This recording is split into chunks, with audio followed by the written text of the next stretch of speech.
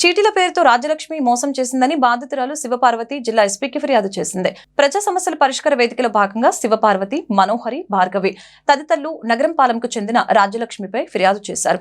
10 మంది సభ్యులు 3 లక్షల చీటీలు వేశామని, 30 లక్షల వరకు వాటి విలువ ఉంటుందని చెప్పారు. చీటీలు మొత్తం పూర్తయిన డబ్బులు ఇవ్వకుండా వేధిస్తుందని తెలిపారు. అధికార పార్టీని అడ్డుపెట్టుకుని బెదిరిస్తుందని ఆవేదన వ్యక్తం చేశారు. తన అధికారం పార్టీలో క్రియాశీలక సభ్యునిగా ఉన్నానని, చేతనైంది చేసుకోమని చెప్పడంతో గత్యంతరం లేక ఎస్పీ వద్దకు వచ్చామని తెలిపారు. ఆమె నుంచి రక్షణ కల్పించి తమకు న్యాయం చేయాలని వేడుకున్నారు.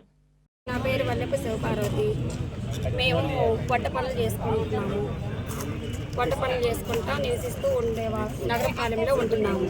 నగరపాలెంలో ఉండి టైలర్ బుజ్జి అనే అమ్మాయి లైసెన్స్ ఉంది, చీట్లు వేయండి అని వేయించుకొని నన్ను నమ్మి 10 మంది దాకేశారు. చీటీ డబ్బులు మొత్తం కట్టాము, లాస్ట్ దాకా ఉన్నాం. అడుగుతుంటుంటే ఇవ్వట్లేదు. ఏం చేసుకుంటారు చేసుకోపోండి అని అంటుంది.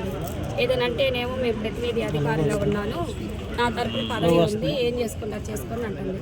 పెన్షన్ ఇప్పిస్తానని చెప్పి 7,000 తీసుకున్నారు. ఇంతవరకు డబ్బులు అడుగుతున్నా పెన్షన్ ఇప్పలేదు, డబ్బులు ఇవ్వలేదు. దేనికి రెస్పాన్స్ లేదు. ఏదైనా అడిగినప్పుడల్లా అంటే కొడతావా లేదా కేసు పెట్టుకుంటా ఏమన్నా చేసుకో అంటుంది. ఉద్యోగాలు ఇప్పిస్తాను పదవి రాగానే, తెలుగుదేశం పార్టీ గెలవగానే మీ అబ్బాయి చదువుకుంటున్నాడు, పెద్దపేట పని చేసుకున్నారు, చిన్నపేట కన్నా ఉద్యోగం ఇప్పిస్తామని చెప్పి డబ్బులు నమ్మించి తీసుకున్నారు. 3 లక్షల దాకా.